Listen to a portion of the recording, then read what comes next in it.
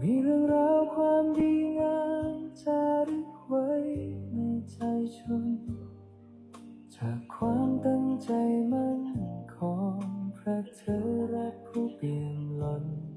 นำพาศรัทธาทุกคนสู่ภูการยาวแดนร่มเย็นจากม่อนกำพร้าในอดีตท่านนิมิตสร้างบุญญาพลิกฟื้นพื้นป่าพนาเป็นอารามตระการตาให้พบเห็นนามพระครูอภิรักษ์ชินวงศ์หรือพระครูไทยผู้ร่มเย็นพระพุทธศาสนิกชนบำเพ็ญเจริญสติและภาวนาโอวัดป่าพุทธชินวงศางามล้ำเกินคำนิยามดังแดนธรรมบนพระสุธาพญานาคราชโอบเขาใหญ่องค์มุจลินปกปักรักษา909 เมตรตระการตาเปลืองระบินคุ้มครองภัยกราบพระพุทธมหาจักรพรรดิโลกกวิวรณ์องค์ตระหง่านยิ่งใหญ่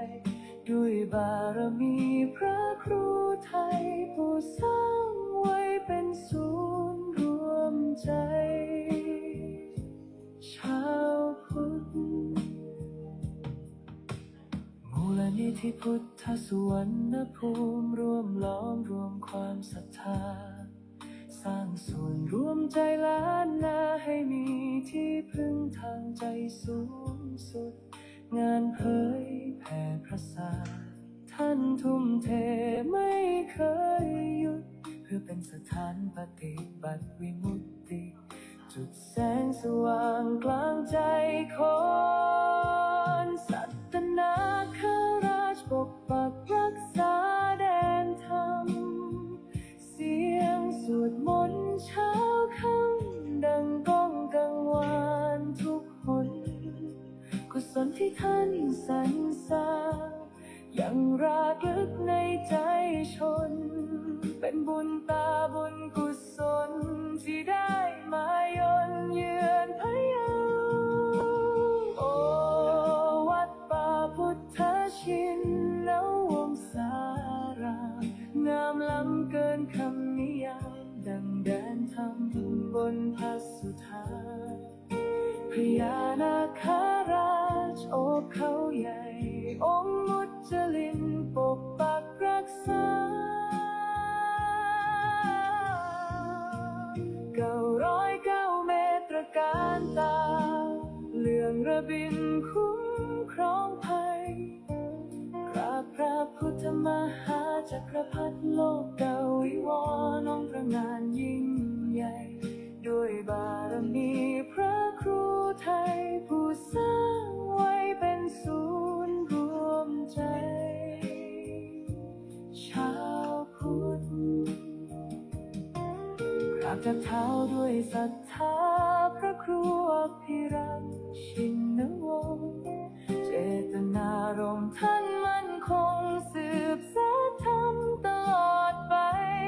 วัดป่าพุทธชินวงศารามศูนย์รวมศรัทธา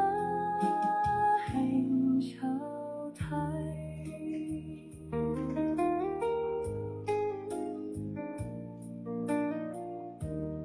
จบด้วยเสียงระฆังเบาๆกังวาน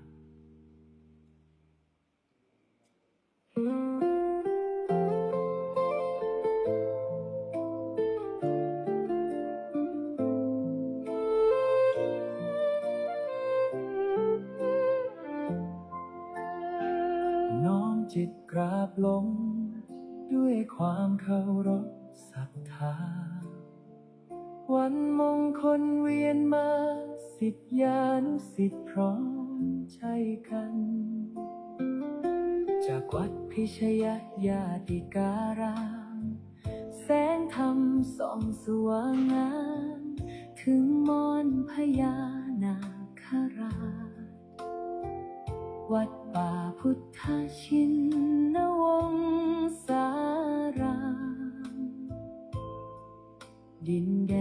นล้านนาพะเยาพระครูไทยผู้เปี่ยมด้วยความเมตตาสร้างสรรค์จันลงศาสนานำพาศิษย์ก้าวเดินไปมูลนิธิพุทธสุวรรณภูมิที่ท่านได้สืบสานเป็นศูนย์รวมแห่งศรัทธาและงานสืบทอดพระพุทธศาสนายิ่งใหญ่สิริอายุวัฒนะ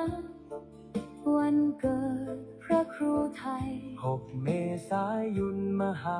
มงคลชัยน้อมใจกราบวันทาน้อมมุทิตาสักการะพระครูพิรักษ์ชินวงศ์ขอพระเกียรติยศดำรงพระธรรมนำใจ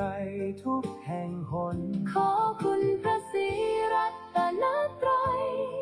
คุ้มครองและบันดาลดลให้ท่านปราศจากโรคาภัยพานชนเป็นร่มบุญของปวงชนตลอดกาลพระผู้สร้างผู้ให้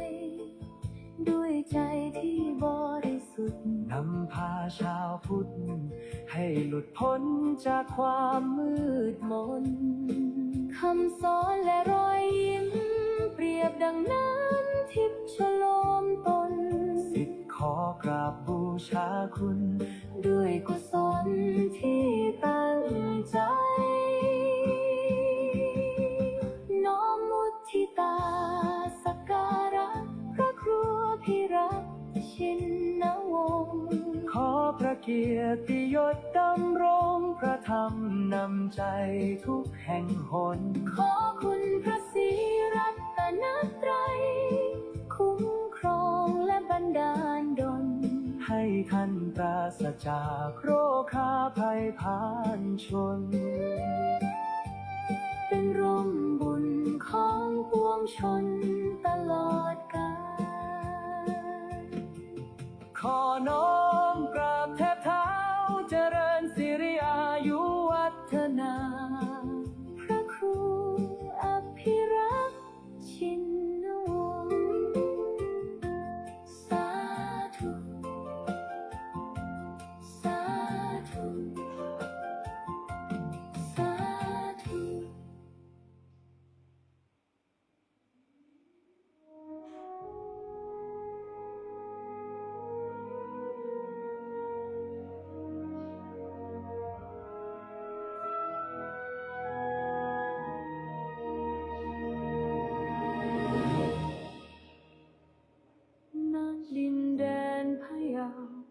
เมืองคุณเขาและสายน้ำมีเรื่องราวความดีงามจารึกไว้ในใจชนจากความตั้งใจมั่นของพระเธอรักผู้เปี่ยมล้นนำพาศรัทธาทุกคนสู่ภูกามยาวแดนร่มเย็น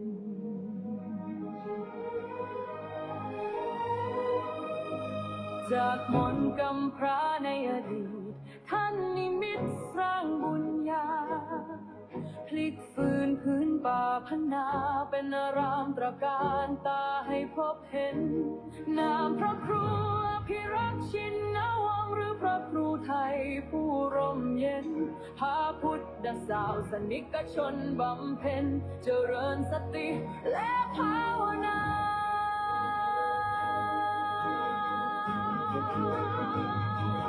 โอ้วัดป่าพุทธชินวงศารามงามล้ำเกินคำนิยามดังแดนทำบนพระสุธาพญานาคราชโจกเขาใหญ่องค์มุนจลินปกปักรักษา909 เมตรการตาเรื่องระบินคุ้มครองภัย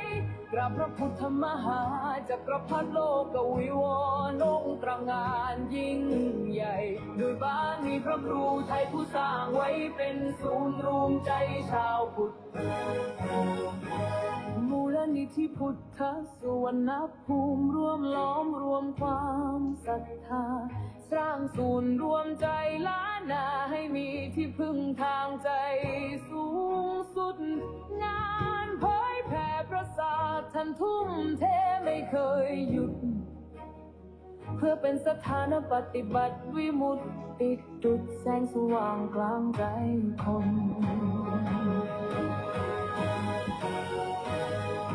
สัตนาคาราชปักรักษาแดนธรรมเสียงสวดมนต์เช้า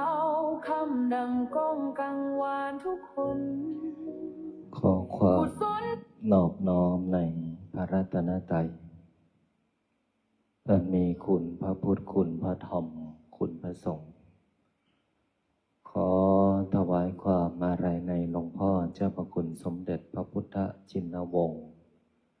องค์อดีตเจ้าวาดวัดวิชัยญาณขอโอกาสและถวายความเคารพในพระมหาเถรานุเถระเพื่อนกัลยาณมิตรเพื่อนกัลยาณธรรมทุกรูปทุกท่านขอความสุขความสวัสดีจงบังเกิดมีแก่ญาติโยมญาติธรรมลูกหลานมนต์มหาจักรพรรดิทุกคนที่ได้มาสวดมนต์ในค่ำคืน 1146 ตรงกับวันพฤหัสบดี 2146 สมณเณรคุณเพชรหัวสมองจำแน่นเพราะว่าจะตกเป็น 1,000 วันนี้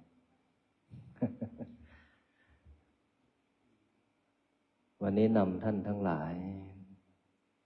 มาสวดมนต์ในวันที่ 16 กรกฎาคม 2569 ในค่ำคืน 1 ทุ่ม อันนี้เป็นถ้ำสร้างขึ้นมาใหม่ เพื่อจะรองรับผู้ปฏิบัติธรรมรุ่นที่ 24 ซึ่งจะมีการปฏิบัติธรรมในวันที่ 28 29 30 เนาะในระยะเวลา2 คืน 3 วันนะก็จะมีการถือศีลปฏิบัติธรรมเนื่องในวันอาสาฬหบูชาเป็นวันเข้าพรรษา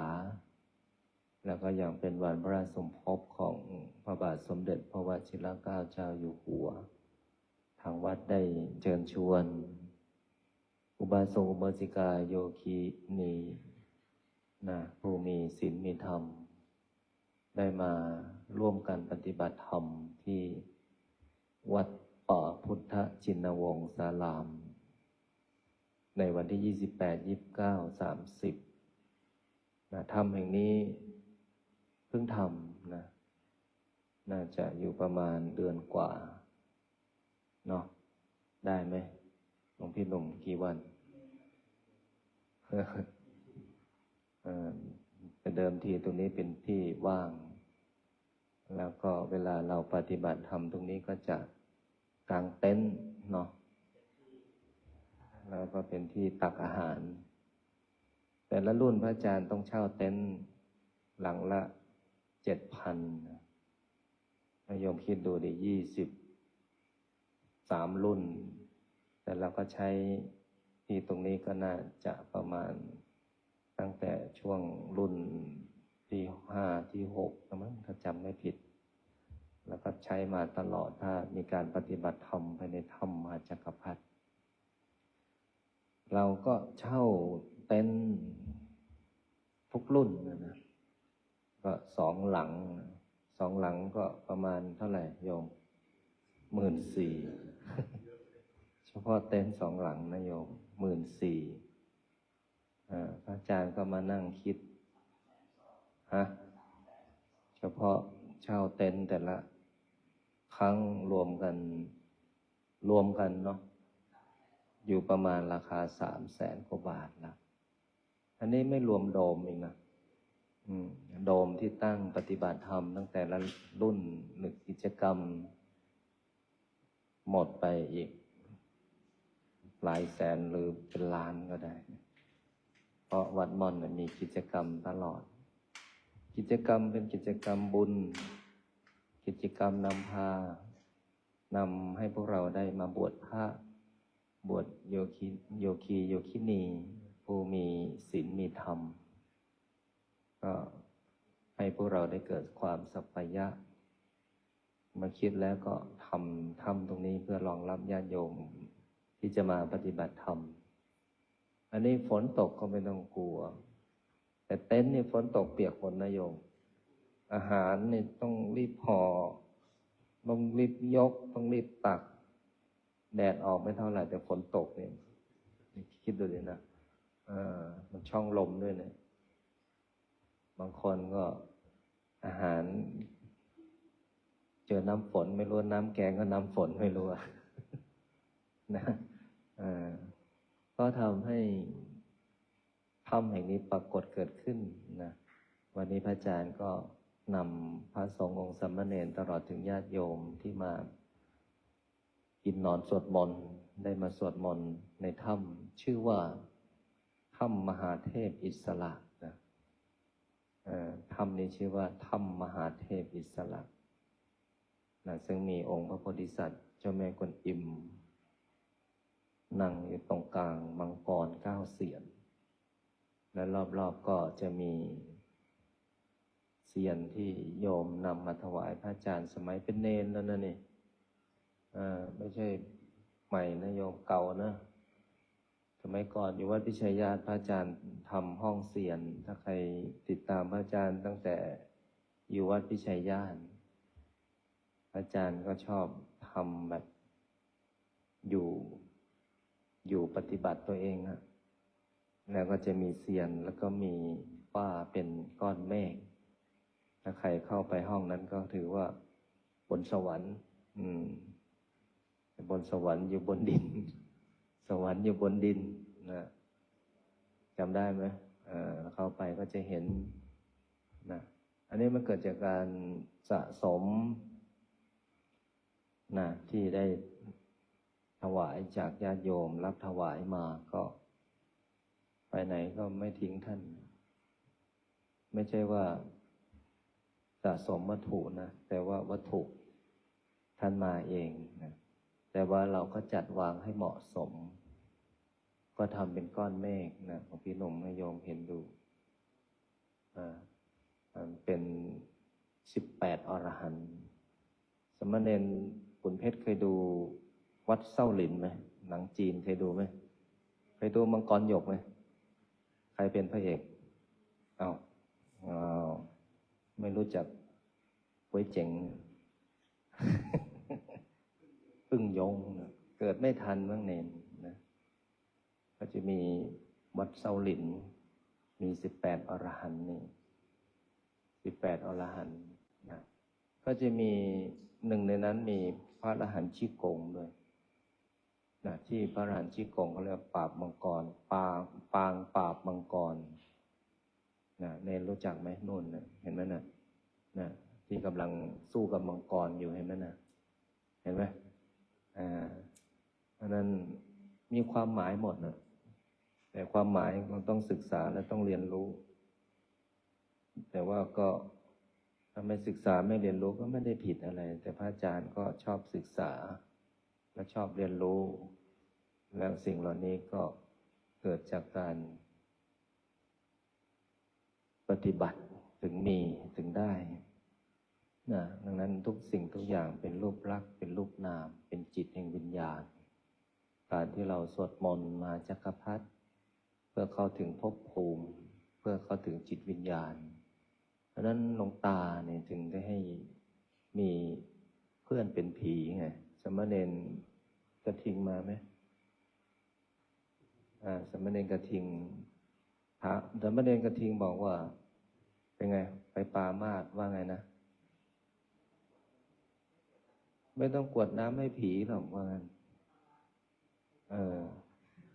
แค่นั้นเลยโยมอันนี้เป็นเนนนะเนนมันคงไม่ปรุงแต่งหรอกโยมนะแค่นั้นแหละวิญญาณออกมาจากต้นไม้เลยยืนให้เห็นเลย แล้วก็กวักมือเรียกด้วยพอกดสามเณรทำไงนิ่งไปช่วงระยะเวลาหนึ่งนิ่งเลยโยมหลังจากนั้นก็วิ่งกลับกุฏิร้องไห้เลยโยมบอกว่าไม่ต้องกวดน้ำให้เขาหลอกผีเหมือนเจอดีเลยก็เป็นเรื่องที่สามเณรเจอกับตัวเองที่นี่โยมที่วัดม่อนพญานาคเนี่ยเห็นเป็นตัวเป็นๆเลยนะนั้นใครปฏิบัติดีปฏิบัติชอบก็เจอแต่สิ่งดีๆแล้วก็การสวดมนต์การแผ่เมตตาการกวดน้ำเนี่ยอย่าคิดว่าเขาไม่ได้แล้วพูดอะไรอย่าคิดว่าเขาไม่รู้เขาไม่รู้เขาไม่เห็นอย่าคิดว่าไม่มีตัวตนนะเพราะว่าเราไม่เห็นเขาแต่เขาเห็นเราเราไม่ได้ยินเขาแต่เขาได้ยินเราแต่ถ้าเราสวดมนต์ปฏิบัติธรรมเนี่ยแล้วก็แผ่เมตตาผีก็มาเป็นบริวารดังนั้นพวกเราสวดมนต์ปฏิบัติธรรมกันทุกวันก็แผ่เมตตาให้จิตวิญญาณด้วยวันนี้พระอาจารย์นำพระสงฆ์องค์สามเณรสวดมนต์ในถ้ำมหาเทพอิสระมาให้พวกเราได้ฝากกระแสจิตมาอย่างณสถานที่แห่งนี้หากแม้นว่าพวกเรามีบุญสัมพันธ์มีวาสนาต่อกันมีจิตที่มีความผูกพันก็จะได้มาเองเหมือนโยมชื่ออะไรกิมเฮงเดินทางจากกรุงเทพมหานครเพื่อมาสมัครบรรพชาอุปสมบทก็จะมีการปฏิบัติธรรมแล้วก็มีการบวชพระในวันที่18รายงานตัว19ปลงผม20บวชอันนี้ก็ถือว่ามาเล่าอดีตให้ฟังว่าสมัยไปสวดมนต์ที่วัดพิชัยญาติเขตคลองสานฝั่งธนบุรีในยุคของหลวงพ่อเจ้าพระคุณสมเด็จพระพุทธชินวงศ์ก็มาเล่าความหลังว่าเคยเจอหลวงพ่อเคยสวดมนต์กับพระอาจารย์ทั้งมหาสันติงหลวงนะก็ได้สัมผัสบรรยากาศในการสวดมนต์แล้วก็สัมผัสบรรยากาศเก่าๆของวัดวิชัยญาติแล้วก็ไม่รู้ว่าพระอาจารย์หายไปจากวัดวิชัยญาติไปอยู่ไหนเนี่ยก็เพิ่งมารู้ไม่กี่2 เดือนไม่รู้เพราะพระอาจารย์ก็หายไปเลย หายก็หายเลยโยมนะแล้วมาอยู่ที่นี่ก็มาไม่ใช่มาสร้างอย่างเดียวแต่มาปฏิบัติด้วยมาสร้างคนด้วยสร้างเณรสร้างพระเนี่ยวันๆเนี่ยสามเณรแต่ละรูปนี่มีแต่เรื่องราวดีๆมาบอกเรื่องราวเนาะขุนเพชรนะเรื่องราวดีๆตื่นเช้าฉันเช้ารับบาตรสวดมนต์มีแต่เรื่องดีๆก็รู้สึกดีอันนั้นมาอยู่ที่นี่รู้สึกสงบแล้วก็สิ่งสำคัญก็คือเราได้ใช้เวลาที่ล่วงเลยไปแต่ละวันนั้นมีประโยชน์หลวงพ่อสมเด็จนะท่านเป็นตัวอย่างให้เห็นท่านทำให้เห็นท่านไม่ใช่เป็นผู้ที่พูดให้ท่านไม่ใช่เป็นผู้ที่พูดอย่างเดียวท่านทำให้ดูดังนั้นเนี่ยเราจึงซึมซับพ่อแม่ครูบาอาจารย์ทำมากกว่าพูดแต่เห็นทุกอย่างที่ทำรู้ทุกเรื่องที่ไม่ได้เห็นอย่าคิดว่าไม่เห็นแล้วไม่รู้พูดหรือไม่พูดอีกเรื่องหนึ่งนี่คือหลวงพ่อสมเด็จอาจารย์จะไปหาท่านเนี่ยต้องนั่งสมาธินะโยมกิมเฮงแล้วก็ต้องทำจิตดีจิตไม่ดีเข้าใกล้ท่านไม่ได้ท่านรู้ต้องทำนั้นพระรูปไหนเนรรูปไหนจิตไม่ดีนี่เข้าใกล้ร้อนวาบๆเลยทุกแกร้องเลยใช่นะหลวงปู่บอกใช่ต้องปฏิบัติธรรมต้องสวดมนต์นะนั้นพวกเรามาอยู่ที่นี่เป็นครอบครัวใหญ่ญาติโยมที่สวดมนต์กับพระอาจารย์ก็อยู่ด้วยกันมา 2,146 คืนเกือบ6 ปีเนาะ6 ปีกว่านะโยมที่เราอยู่ด้วยกัน พระอาจารย์ก็ไม่รู้หรอกว่าพวกเราบางคนยังอยู่ไหม บางคนก็จากลาลับโลกก็มีนะยมกิมเฮงเพราะการวันเวลาเนี่ยมันเกินกินชีวิตเราทุกวันทุกวันทุกวันมันเกินกินสังขารเราทุกวันทุกวันทุกวันแล้วมันก็พรากชีวิตคนที่เรารักไปทุกคนนะเพราะนั้นไม่ใช่มีใครที่จะอยู่คงทนนะมันก็เสื่อมสลายไปตามกาลวันเวลาแต่ความดีที่ทำเนี่ยไม่เสื่อมสลายไม่จางหายแต่วันนี้พระอาจารย์นำคณะขึ้นเขาตั้งแต่8:30เนาะขึ้นเขาไปทำอะไรก็พระอาจารย์จะมีการนำพระใหม่เนี่ยบอกไว้เลยนะคนที่มาบวชที่นี่เนี่ยอาจารย์เดินนำร่องไปก่อนแล้วนะลงมาประมาณ11:30แล้วก็มาฉันที่วัดก็เดินไปสำรวจทุกเส้นทางจะขึ้นยังไงจะลงตรงไหนจะนั่งตรงไหนปีที่แล้วพาไปจำวัด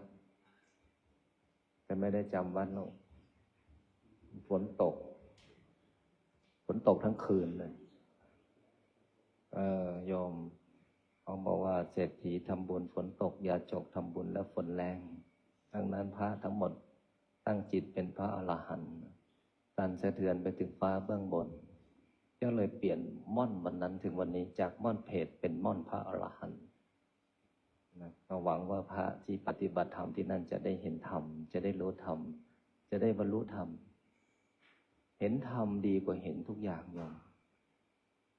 นะอย่างคุณเพชรนี่เห็นธรรมยังไม่เห็นใช่ไหมยังไม่เห็นธรรมเพราะคุณเพชรก็ยังอยู่ในช่วงเวลาของวัยอยู่ก็เห็นโน่นเห็นนี่ยังสนุกอยู่แต่ถ้า40ขึ้นเหมือนหลวงพ่อเนี่ยเริ่มแก่แล้วสมัยก่อนหลวงพ่อสมเด็จให้สวดมนต์ให้ทำสมาธิก็ไม่ค่อยสนใจเหมือนเนนเนี่ยเนนเวลาฟังก็ฟังแต่ไม่เข้าใจ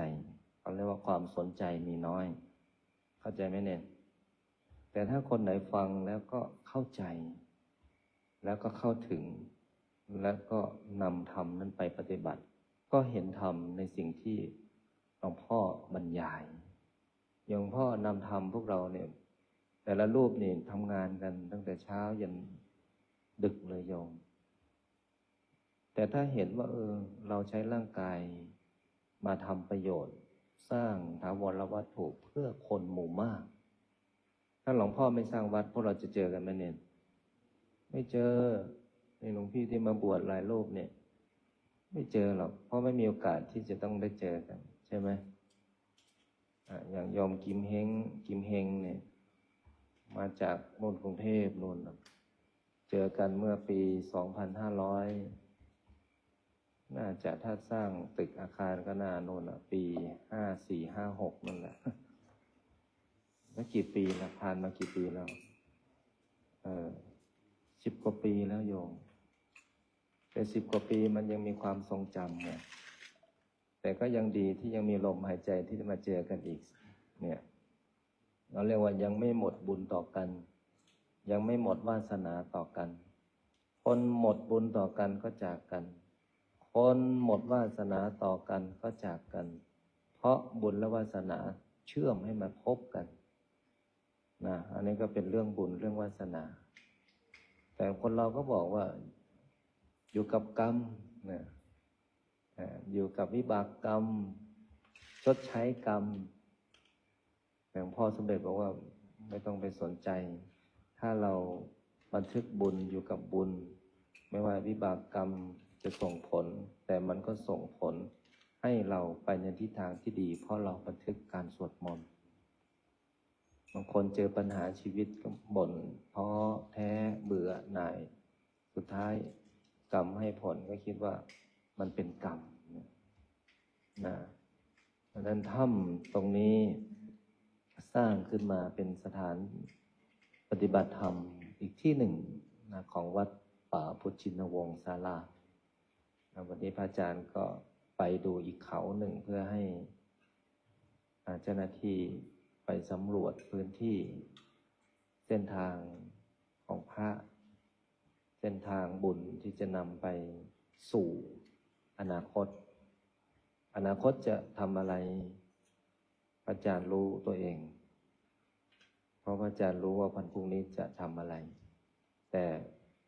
ไม่ได้คิดว่าพรุ่งนี้จะได้หรือไม่ได้จะมีหรือไม่มีไม่ได้สนใจอาจารย์ทำทุกอย่างทำด้วยความไม่มีเข้าใจปะ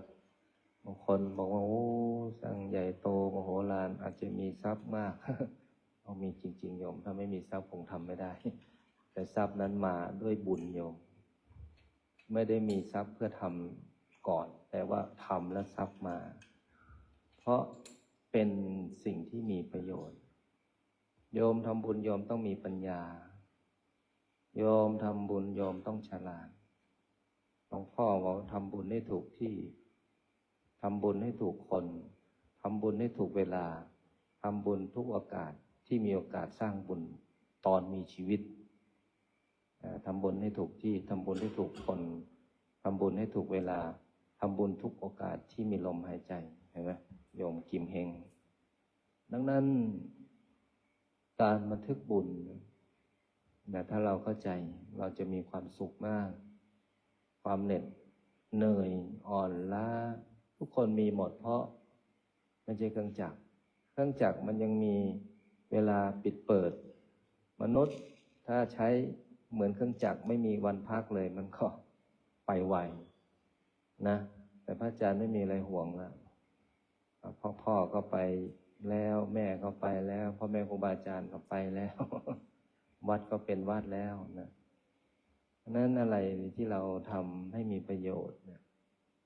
โยมมานอนวัดมากินนอนสวดมนต์ต้องทำตัวเองให้มีประโยชน์เมื่อกี้พูดทิ้งไว้ว่าอย่าไปรู้กรรมแต่ให้เห็นกรรมบางคนเนี่ยอยากรู้ว่าเป็นอะไรมาอยากรู้ไปหมดแต่ไม่เห็นกรรมปัจจุบันกรรมปัจจุบันเนี่ยมันเป็นสิ่งสำคัญนะโยมกรรมปัจจุบันเนี่ยมันส่งผลถึงอนาคตนะแต่กรรมที่พัวพันในอดีตมันก็ส่งผลในปัจจุบันแต่ถ้าเราทำปัจจุบันให้ดีกรรมในอดีตก็ไม่มีประโยชน์เพราะปัจจุบันลิขิตอนาคต ถ้าโยมมาสวดมนต์ต้องสวดจริงๆไม่ใช่สวดมนต์เพื่อรู้นั่นเห็นนี่ไม่เอาที่นี่นำพาไปสู่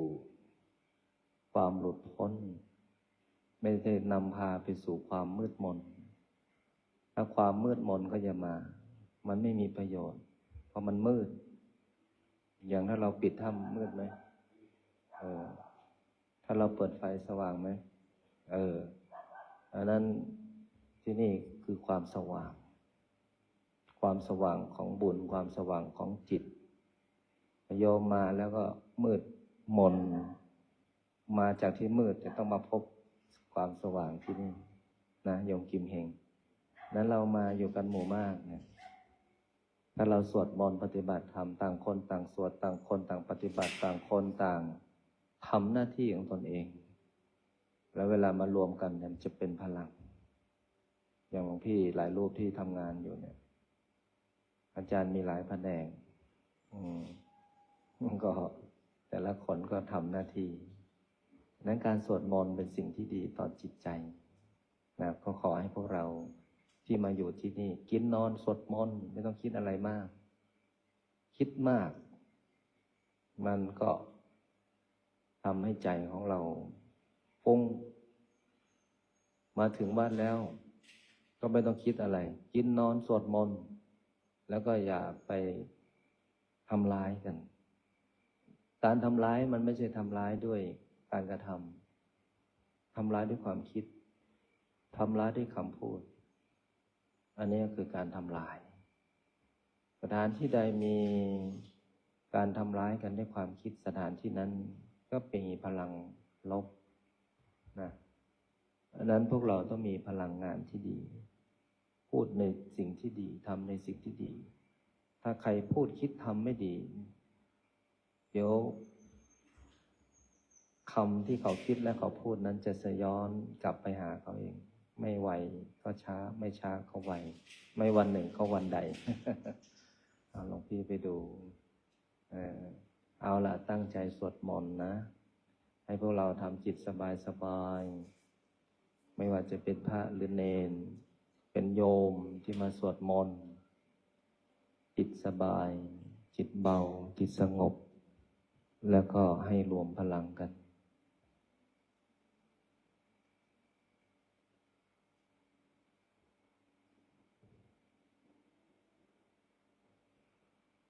พุทธังเชวิตาเมปุญเชมิธัมมังเชวิตังเม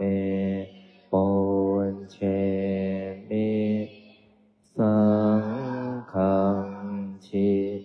วิตังเมปุญเชมิ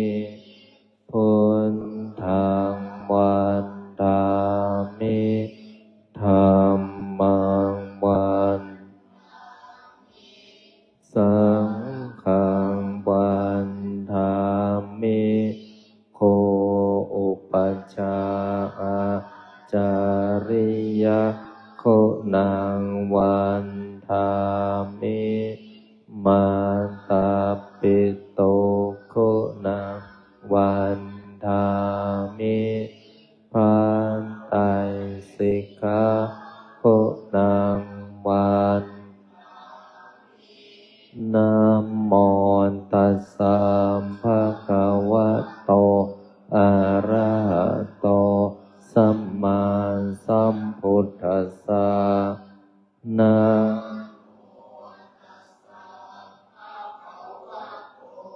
อะระหะโตสัมมาสัมพุทธัสสะพุทธังสรณังคัจฉามิธัมมังสรณังสังฆังสรณังคัจฉามิทุติยมปิพุทธังสรณังคัจฉามิทุติยมปิธัมมังทุติยมปิสังฆังสรณังคัจฉามิตติยมปิพุทธังสรณังคัจฉามิตติยมปิสรณังคัจฉามิปฏิยมปิสรณังคัจฉามิปานาติปาตาเว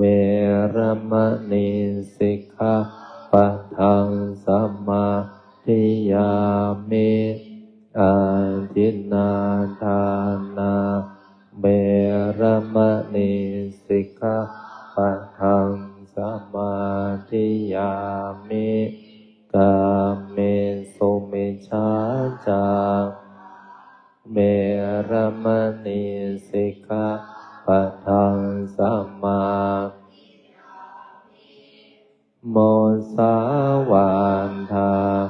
เวรมณีสิกขาปะทังสมา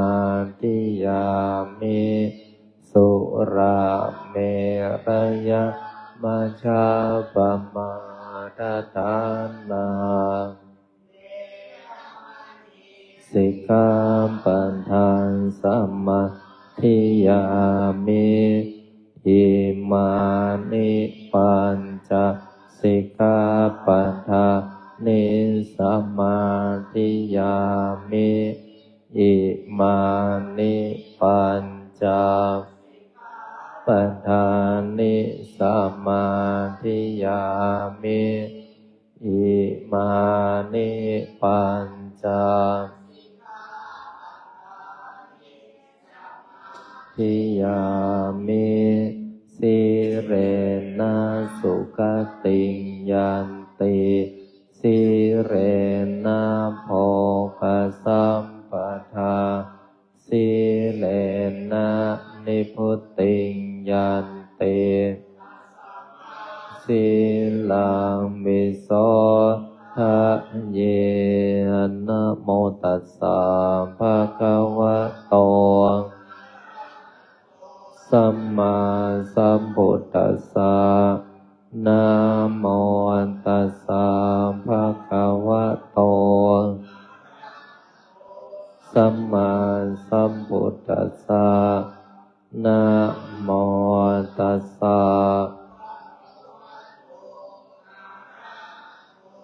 สัมมาสัมพุทธัสสะพุทธังอาราธนานังกะโรธัมมังอาราธนานังกะโรมิสังฆังอา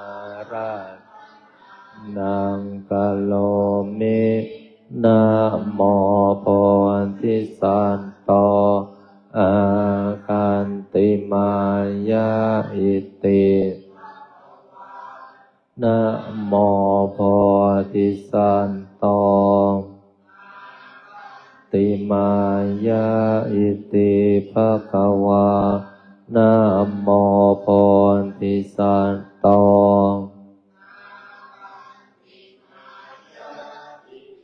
ภะคะวะนะโมโพธิสัตโตพรหมปัญโยนะโมโพธิสัตโตพรหมปัญโยนะโมโพธิสัตโตพรหมปัญโยโยโทโสโมหะจิตเตนะพุทธสัมมิปาปะกะโตมายาคัมมะธัมเมกันตังโทมินาสันโตโยโทโสโมหะจิตเตนะมัสสมิปาปะกะโตมายาคัมมะธัมเมกันตังโทสัสสะปะปะปังโยโทโสโมหะจิตเตนะคัสสมิปาปะกะโตมายาคัมมะธัมเมกันตังโทสัพพะปังปังมินาสันตุนะโมตัสสะภะคะวะโตสัมมาสัมพุทธัสสะนะโมตัสสะภะคะวะโตอะระหะโตสัมมาสัมพุทธัสสะนะโมตัสสะอะระหะโตสัมมาสัมพุทธัสสะนะโมพุทธายะ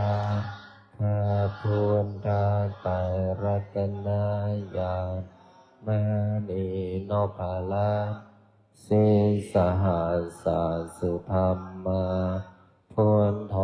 ธัมโมสังโฆยะถาพุทโมนะพุทธบูชาธัมมบูชาสังฆบูชาอาคิทานังวารังคันธังสิวะดิจมหาเถลังอาหังวันทามิตุระโตอาหังวันทามิธาตุโยอาหังวันทามิสัพพะโตพุทธาธัมมาสังฆปูเชมิ นะโมพุทธายะพระพุทธไตรรัตนญาณมณีนพรัตน์สิสหัสสุธรรมาพุทโธธัมโมสังโฆยะถาพุทโมนะพุทธบูชาธัมมบูชาสังฆบูชาอาคิทานังวะรังคันทังสิวารีจมหาเถลังอาหังวันทามิธุระโตอาหังวันทามิธาตุโยอาหังวันทามิสัพพะโตพุทธาธัมมาสังฆาปุญเชมินะโมพุทธายะพระพุทธไตรรัตนญาณมณีนพรัตน์สิสหัสสุธรรมาพุทโธธัมโมสังโฆยะถาพุทโมนะพุทธบูชาธัมมบูชาสังฆบูชาอาคิทานังวะรังคันทังสิวารีจมหาเถลังอาหังวันทามิธุระโตอาหังวันทามิธาตุโยอาหังวันทามิสัพพะโสพุทธาธัมมาสังฆาปุญเชมินะโมพุทธายะพระพุทธไตรรัตนญาณมณีนพรัตน์สิสหัสสุธรรมาพุทโธธัมโมสังโฆยะถาพุทโมนะพุทธบูชาธัมมบูชาสังฆบูชาอาคิทานังวะรังคันทังสิวารีจมหาเถลังอาหังวันทามิธุระโตอาหังวันทามิธาตุโยอาหังวันทามิสัพพะโตพุทธาธัมมาสังฆาปุญเชมินะโมพุทธายะพระพุทธไตรรัตนญาณมณีนพรัตน์สิสหัสสุธรรมาพุทโธธัมโมสังโฆยะถาพุทโมนะพุทธบูชาธัมมบูชาสังฆบูชาอาคิทานังวะรังคันทังสิวารีจมหาเถลังอาหังวันทามิธุระโตอาหังวันทามิธาตุโยอาหังวันทามิสัพพะโสพุทธาธัมมาสังฆาปุญเชมินะโมพุทธายะพระพุทธไตรรัตนญาณมณีนพรัตน์สิสหัสสุธรรมาพุทโธธัมโมสังโฆยะถาพุทโมนะพุทธบูชาธัมมบูชาสังฆบูชาอาคิทานังวะรังคันทังสิวารีจมหาเถลังอาหังวันทามิธุระโตอาหังวันทามิธาตุโยอาหังวันทามิสัพพะโสพุทธาธัมมาสังฆาปุญเชมินะโมพุทธาย ระพุทธไตรรัตนญาณมานีนพลังสีสหัสสุธรรมาพุทโธธรรมโมสังโฆยะถาพุทโมนะพุทธบูชาธรรมบูชาสังฆบูชากาคิทานังวารังคันทังสิวาริจมหาเถลังอาหังวันทามิตุระโตอาหังวันทามิธาตุโยอาหังวันทามิสัพพโสพุทธาธัมมาสังฆาปุญเชมินะโมพุทธายะพระพุทธไตรรัตนญาณมานีนพลังสีสหัสสุธรรมาพุทโธธรรมโมสังโฆยะถาพุทโมนะพุทธบูชาธรรมบูชาสังฆบูชา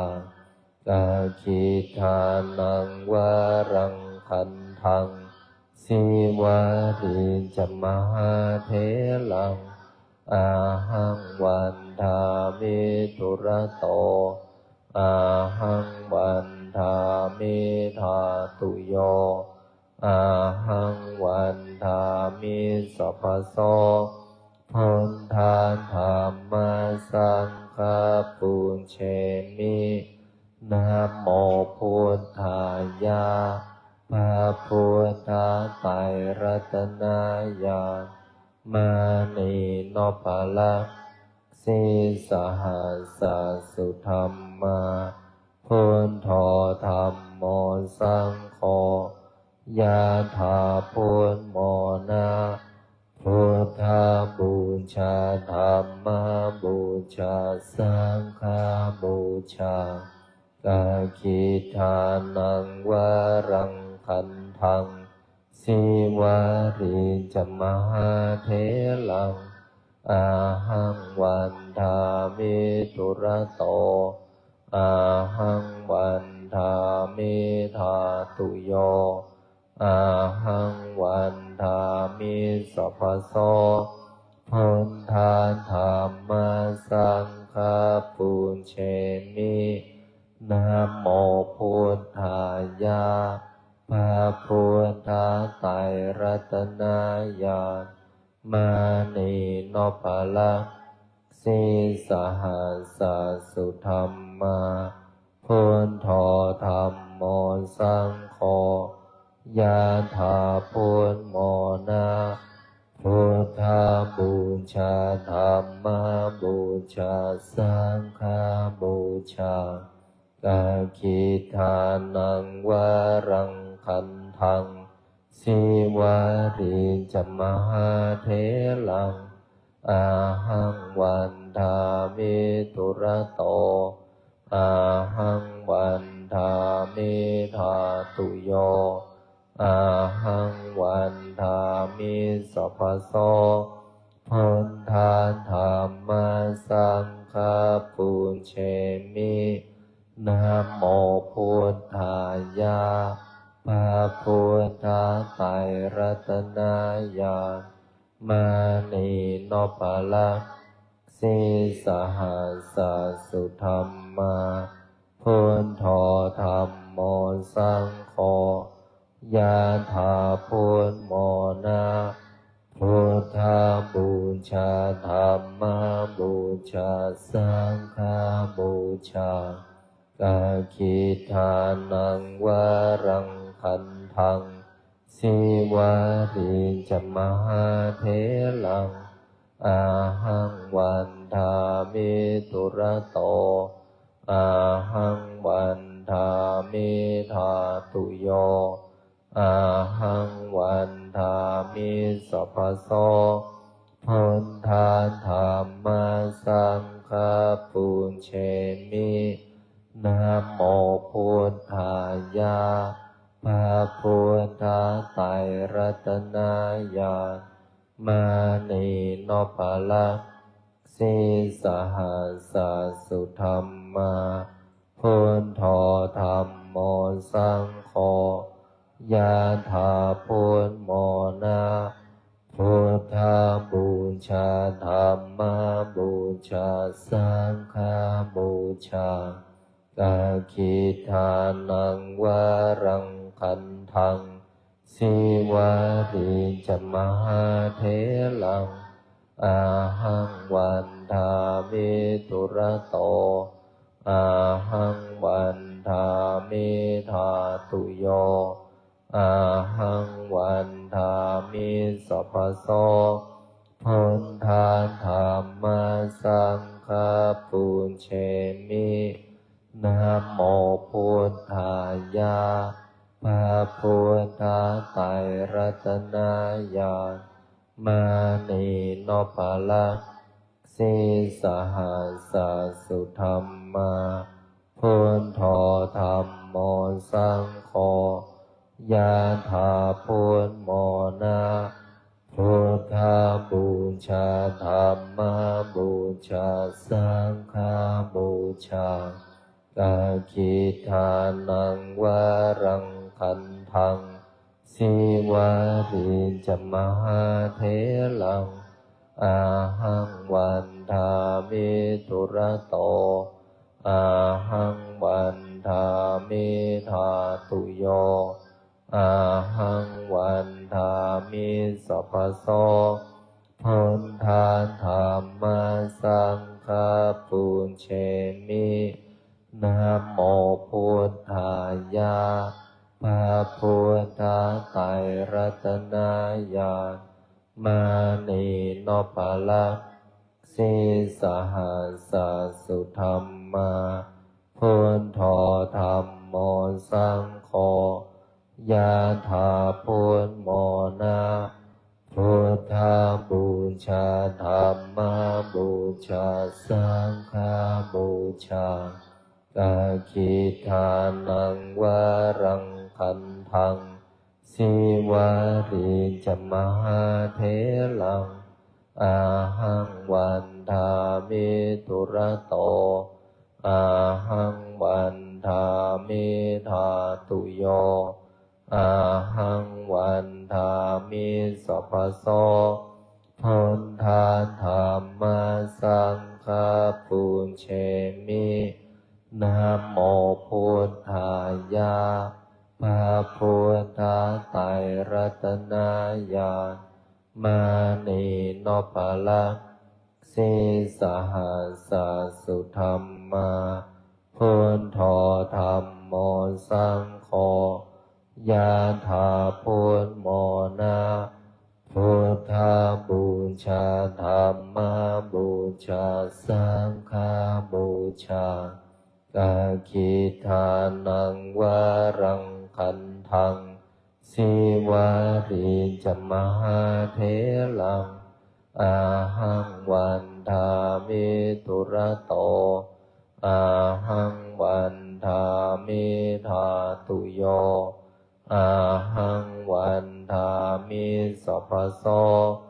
พุทธาธัมมาสังฆาปุญเชมินะโมพุทธายะพระพุทธไตรรัตนญาณมานีโนภะละสีสหัสสสุธรรมาพุทโธธัมโมสังโฆยะถาพุทโมนะพุทธบูชาธัมมบูชาสังฆบูชากาคิทานังวารังคันทังสิวาริจมหาเถลังอาหังวันทามิตุระโต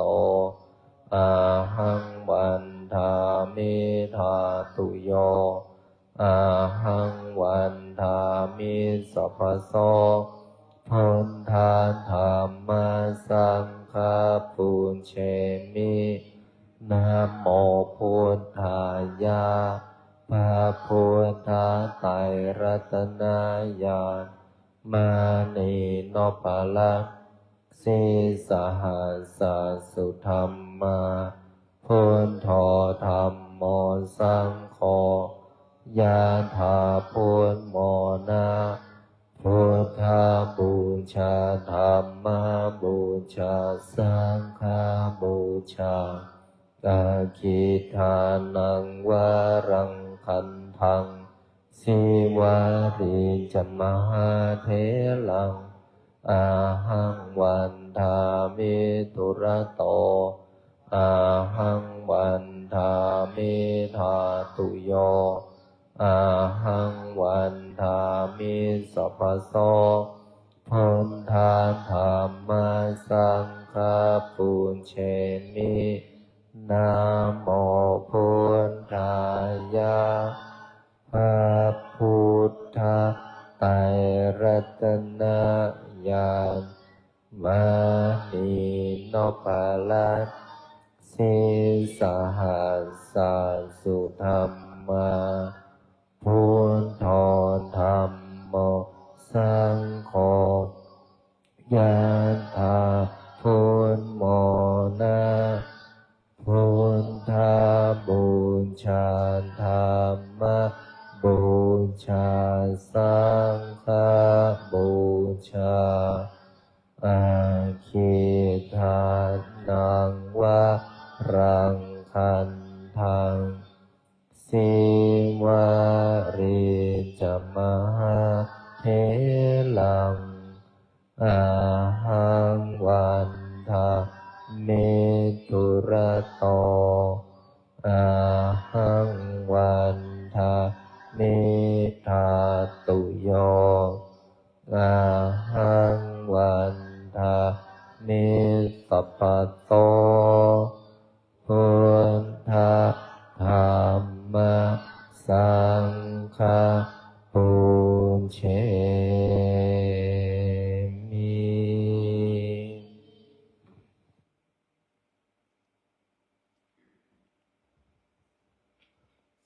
พอสมควรแก่เวลากับการสวดมนต์มหาจักรพรรดิให้พวกเราท่านทั้งหลายได้เข้าสู่การทำสมาธิปรับเปลี่ยนท่านั่งตั้งตัวให้ตรงเท้าขวาทับเท้าซ้ายมือขวาทับมือซ้ายหลับตาลงตั้งจิตสบายไม่เพ่งไม่เก่งหายใจเข้าพุทหายใจออกโทจิตผ่อนคลายจิตสบายตัดความกระวนกระวายตัดความวุ่นวายใจตัดความวิตกกังวลตัดจิตที่มีความหดหู่เบื่อหน่ายสร้างกำลังจิตสร้างกำลังใจสร้างพละกำลังกายเพิ่มเติมกำลังใจให้จิตของเราผ่อนคลายจิตเมื่อผ่อนคลายจิตก็สงบเมื่อจิตสงบจิตก็เบาเมื่อจิตเบาจิตก็นิ่งเมื่อจิตนิ่งจิตก็สบายเมื่อจิตสบายจิตก็ส่งอารมณ์เมื่อจิตส่งอารมณ์จิตก็รวมเป็นเอกคตารมณ์จิตที่รวมเป็นหนึ่งไม่มีส่งจิตไปในที่หนึ่งที่ใดเมื่อจิตรวมกันเป็นหนึ่งจิตรู้จิตเห็นจิตเข้าถึงเมื่อจิตเป็นสมาธิจิตตั้งมั่นในอารมณ์ที่ปรากฏสิ่งที่ปรากฏไม่ว่าจะเป็นรูปเป็นเสียงเป็นภาพเป็นความรู้สึกเป็นแสงสภาวะจิตที่ปรากฏเป็นสภาวะธรรมที่เกิดจากการปฏิบัติสภาวะจะปรากฏเกิดขึ้นก็ต่อเมื่อผู้นั้นได้รับการปฏิบัติฝึกฝนอบรมเรื่องของสภาวะธรรมสภาวะจิตเมื่อสภาวะจิตปรากฏเกิดขึ้นเป็นสภาวะธรรม ธรรมที่รู้ธรรมที่เห็นธรรมที่เข้าถึงก็จะเป็นธรรมที่เป็นพรหมวิหารธรรมที่เป็นพรหมวิหารนั้นจะเป็นธรรมที่มีความละเอียดเป็นธรรมที่ไม่จุนเจือปนกับอารมณ์ที่ไม่ดีกับความรู้สึกที่ไม่ดีเมื่อเราตัดอารมณ์ที่ไม่ดีก็ต้องตัดความคิดที่ไม่ดีออกด้วยเมื่อตัดความคิดที่ไม่ดีออกจิตนั้นก็จะเป็นจิตรู้ว่าจะพูดอะไรรู้ว่าจะทำอะไรและรู้จิตของตนเองก็อยู่กับปัจจุบันจิตเมื่อเราอยู่กับปัจจุบันจิตที่รู้รับความรู้สึกถ้าจิตเราผ่อนคลายจิตไม่ตึงมากจิตไม่เคร่งเครียดจิตว่างจิตนิ่งจิตเบาจิตสงบก็เป็นจิตที่เป็นสมาธินี่สมาธิที่เราได้ก็เริ่มต้นตั้งแต่คณิกะสมาธิก็เหมือนช้างกระดิกหูงูแลบลิ้นจิตที่เป็นสมาธิแป๊บเดียวนะเดี๋ยวมันก็ฟุ้งอีกเดี๋ยวมันก็คิดอีกเดี๋ยวมันก็ส่งจิตออกนอกอีกอันนี้ก็เรียกว่าจิตที่เป็นคณิกะสมาธิแต่ถ้าเรายกระดับจิตขึ้นไปจิตที่นิ่งจนสงบเมื่อจิตนิ่งจิตสงบจิตเย็นจิตเบาจิตก็เข้าถึงยกระดับจิตขึ้นสู่จิตอีกจิตรู้จิตจิตเห็นจิตจิตเข้าถึงจิตจิตเข้าถึงธรรมธรรมเข้าถึงจิตนั่นก็เป็นสภาวะแต่ไม่ใช่ได้กันแบบนั่งหลับตาแล้วก็จะได้ไม่ใช่นั่งหลับตาแล้วก็เห็นไม่ใช่นั่งหลับตาแล้วก็รู้มันเกิดจากการฝึกฝนอบรมศึกษาปฏิบัติดังนั้นจึงมีพ่อแม่ครูบาอาจารย์จึงบอกว่าสุจิปุรินะก็คือต้องฟังต้องพูดต้องจดต้องคิดเลยฟังในสิ่งที่พ่อแม่ครูบาอาจารย์พูดแล้วก็คิดตามความเป็นจริงแล้วก็มาศึกษาเรียนรู้ปฏิบัติเมื่อเรามีครูบาอาจารย์ที่เป็นผู้นำในการปฏิบัติก็จะไม่หลงไม่หลุดไม่ล่องลอยตามอารมณ์ตามความรู้สึกนึกคิดดังนั้นอารมณ์ต่างๆที่มันปรากฏรูปนามในขันธ์ห้าระวังนิวรณ์มันนิวรณ์ครอบงำมันก็จะทำให้จิตของเราหลงได้หลงไปตามความรู้สึกหลงไปตามอารมณ์หลงไปตามในสิ่งที่เห็นหลงไปตามในสิ่งที่นิมิตฉะนั้นสิ่งพวกนี้นะจะทำให้เราออกนอกทางได้เมื่อออกนอกทางก็ไม่ได้เป็นอริยมรรคอริยมรรคก็คือมรรคที่หนทางที่พระพุทธเจ้าตรัสรู้หนทางที่พระพุทธเจ้าเห็นธรรมหนทางที่พระพุทธเจ้ารู้ธรรมสิ่งใดเกิดขึ้นสิ่งใดตั้งอยู่สิ่งใดดับไปตามความเป็นจริงในอริยสัจสี่ก็เห็นทุกข์เห็นเหตุแห่งทุกข์เห็นความดับทุกข์ดังนั้นถ้าเราเข้าใจในธรรมก็ต้องเข้าใจตัวเองก่อนถ้าเราเข้าใจตัวเองรู้ตัวเองเห็นตัวเองบังคับบัญชาจิตของเราได้นะถ้าเราบังคับบัญชาจิตก็คือที่หลวงตาหลวงปู่ท่านได้บอกก็คือการทรงอารมณ์การทรงอารมณ์ก็คือการอยู่อารมณ์ปัจจุบันก็คือรู้อารมณ์ของตนเองถ้าเราได้รับฟังสิ่งที่ดีเราจะรู้สึกดีใจแต่ถ้าเรารับฟังในสิ่งที่ไม่ดีไม่ใช่เราแต่พูดให้เรารู้สึกไม่ดีเมื่อเราได้ฟังคำนั้นเราก็จะรู้สึกวิตกและกังวลและก็จะเป็นความกังวลกระวายใจ สิ่งเหล่านี้มันก็เป็นบททดสอบของจิตของแต่ละคนที่จะพบจะเจอตามวาทกรรมตามบุญของแต่ละคนตามจิตของแต่ละคนตามปัญญาของแต่ละคนนั้นเราทำเหมือนกันสวดเหมือนกันแต่รู้ไม่เหมือนกันเมื่อรู้ไม่เหมือนกันแต่ไม่เห็นต่างกันพระพุทธเจ้าสอนให้เราไม่ขัดกันไม่ว่ากันไม่ทำร้ายกันจึงเกิดเป็นพรหมวิหารธรรมพรหมวิหารธรรมนั้นปรากฏเกิดขึ้นกับผู้ใดบุคคลนั้นจะเป็นบุคคลที่มีความเมตตามีความอบอ้อมอารีและมีความกตัญญูและมีความที่จะนำพาบุคคลนั้น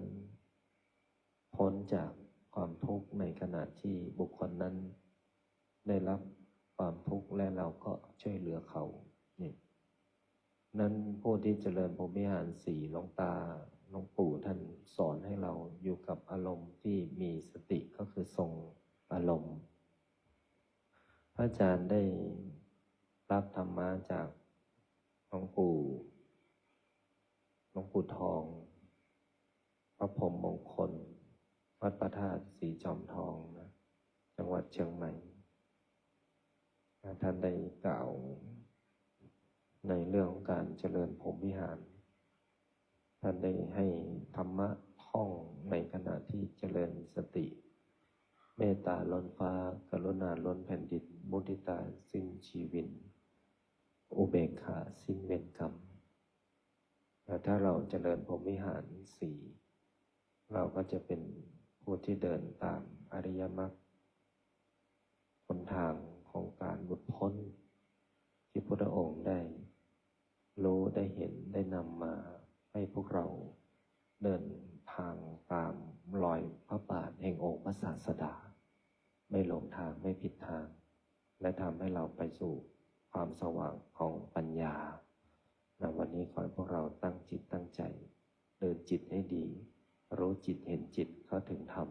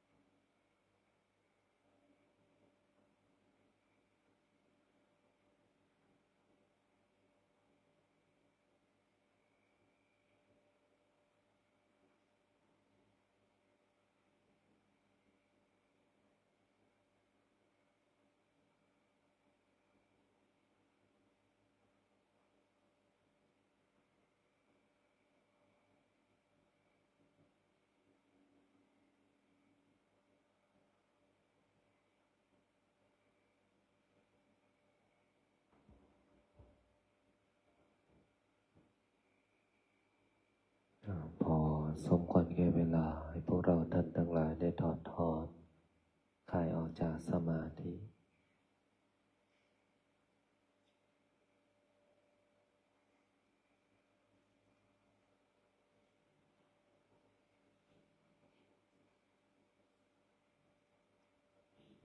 ตั้งใจแผ่เมตตากรวดน้ำหมดพลิกชีวิตตั้งนะโมพร้อมกัน3 จบนะโมตัสสะภะคะวะโตอะระหะโตสัมมานะโมตัสสะภะคะวะโต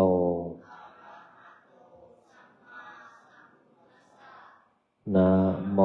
ตัสสะภะคะวะโต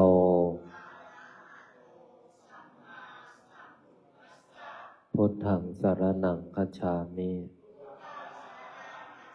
พระพุทธเจ้าเป็นที่พึ่งเป็นสรณะ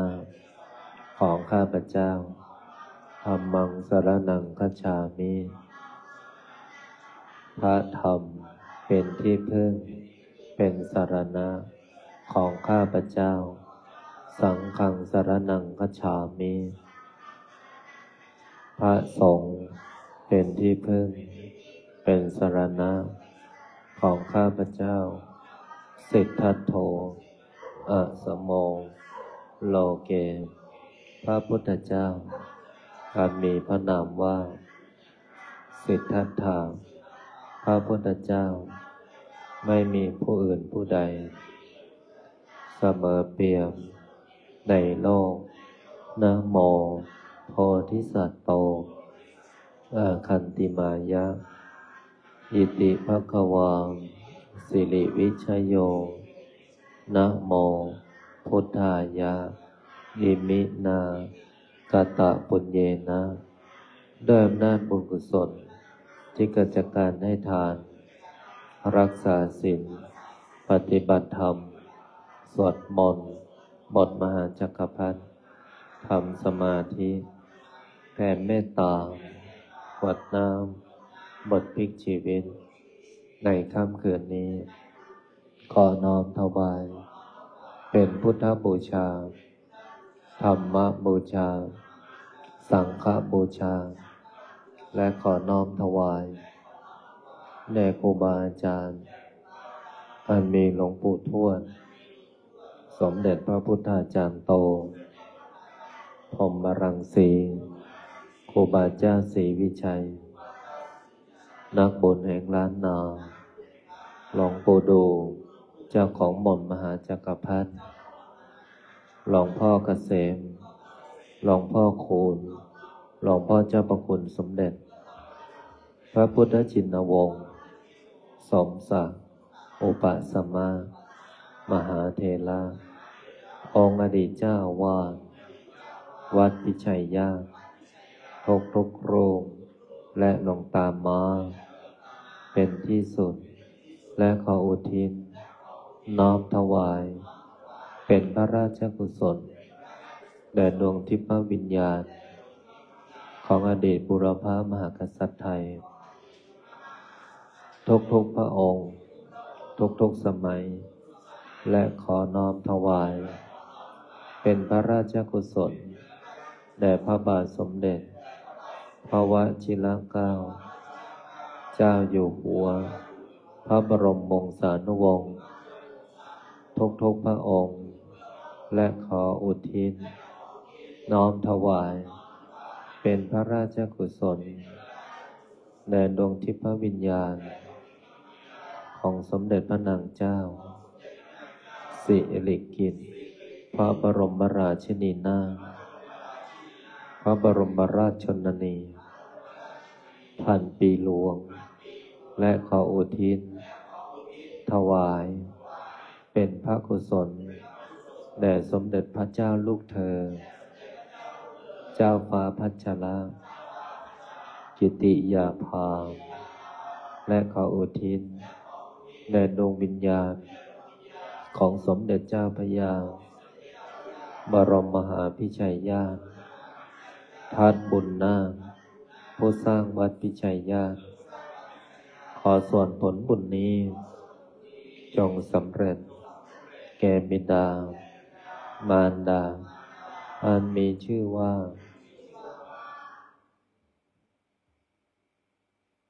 ขอให้บิดามารดาของข้าพเจ้าจงมีแต่ความสุขขอส่วนผลบุญนี้จงสำเร็จแก่ครูอุปัชฌาย์อาจารย์ญาติพี่น้องทั้งหลายเจ้ากรรมนายเวรทั้งหลายเจ้าที่เจ้าทางเจ้าที่ที่บ้านเจ้าที่ที่ทำงานเจ้าที่ที่วัดพิชัยญาติเจ้าที่ที่วัดป่าพุทธชินวงศารามเทวดาประจำกายของข้าพเจ้า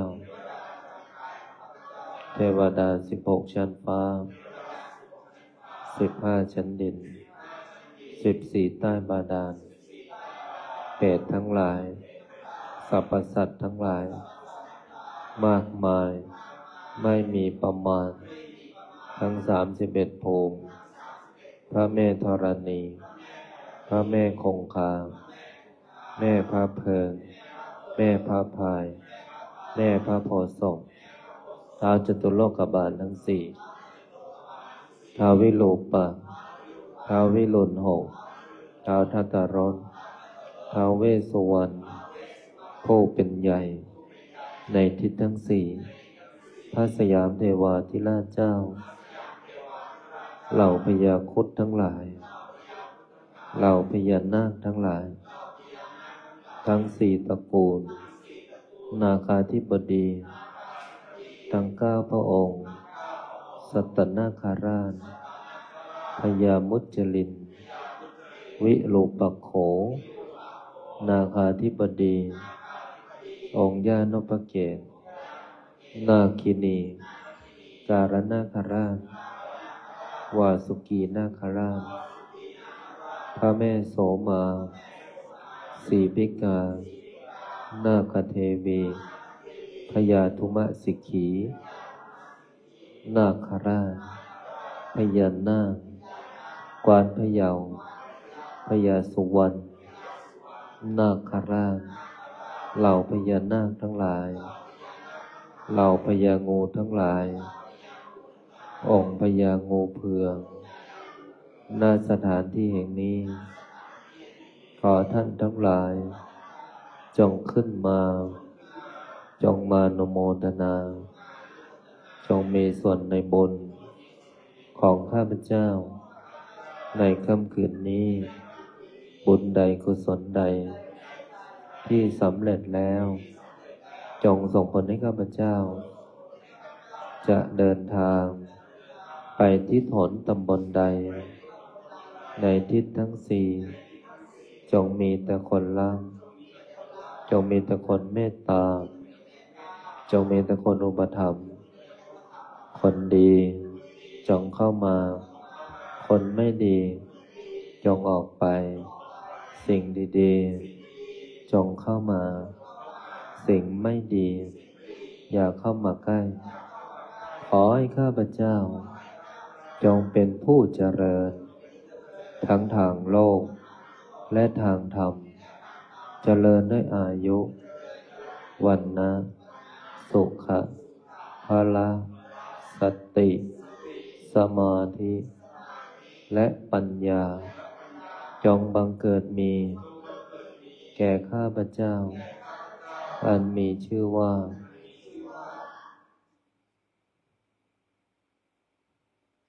บุญใดกุศลใดที่สำเร็จแล้วจงส่งผลให้ข้าพเจ้าจะกระทำการงานสิ่งใดในพื้นปฐพีนี้ไม่ว่าบนบกในน้ำในอากาศขอการงานสิ่งนั้นจงพันสำเร็จคำว่าไม่ได้คำว่าไม่มีคำว่าขัดข้องอุปสรรคใดๆปัญหาใดๆต่อการดำเนินชีวิตการงานการเงินบริวารสุขภาพโรคร้ายโรคเวรโรคกรรมที่รักษาไม่หายจงมารายหายสูญ จากตัวของข้าพเจ้า ขอให้คำอธิษฐานจิตกรวดน้ำบทพลิกชีวิตในค่ำคืนนี้ จงมีฤทธิ์มีเดชมีอานุภาพทันตาเห็นติดตัวตามข้าพเจ้า ไปทุกภพทุกชาติตราบกระทั่งเข้าสู่พระนิพพาน นิพพานะปัจจโยโหตุ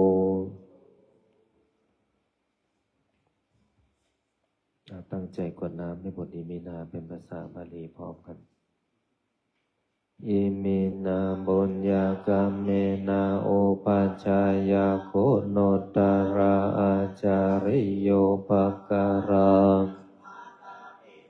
ตยาตากาสุริโยจันติมาราชังราปิจาภัมมะมาลาจาอินทาจัลโลวัตายโมมิตามนุสัจจมัจจตเวริกาสุขิโหตุบุญญาณิปกันตานิเมสุขังจังขิปังปะเปทาโวมัตตังวิมินาบุญญาโพธิเสนาจาคิปะหังสุลาเพเจวังนาเจทานังเยสันดาเนนาธัมมายาวังมามานาสันตุตาปัฏฐาเยวายาทาจาโตจิตตังสติปัญญาสันเลโควิริยามินามาลาลาภันโตกาตนจาวิริเยโสเมปุณฑาทิปวาโลนาโทธัมโมธัมโมนาโทปัญจิกาพุทโธจะสังโฆมะมันเตโสตามานุภาเวนะมังลาภันโตมาสัมเพปุณสัพเพธัมมาสัมเพสังฆาภลัง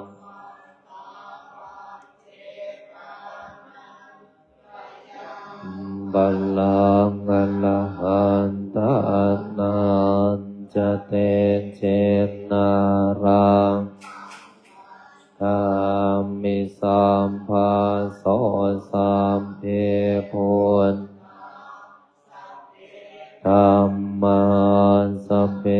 สังฆาภลังปัตตาปัญเจกานันภรังอรหันตานันเชนาราคัมพันมิสัมภาโสพุทธังอธิษฐามิธัมมังอธิษฐามิสังฆังอธิษฐามิ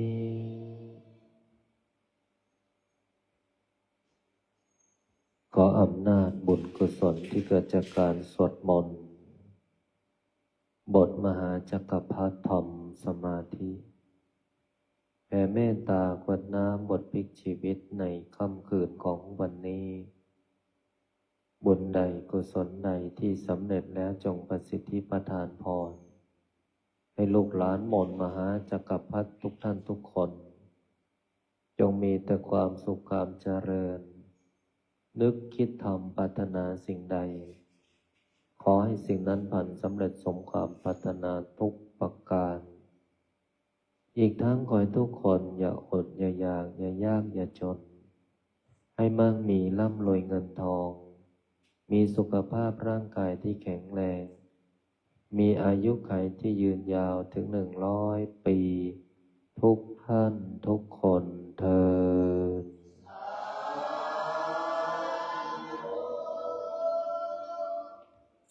นอนหลับฝันดีบุญรักษาเทวดาคุ้มครองพบกันใหม่พรุ่งนี้1 ทุ่มกราบลาพระรัตนตรัยได้พร้อมเพรียงกันอะระหังสัมมาสัมพุทโธภะคะวาพุทธังภะคะวันตังอะภิวะเทมิสวากขาโตภะคะวะตังธัมโมธัมมังสุปฏิปันโนภะคะวะโต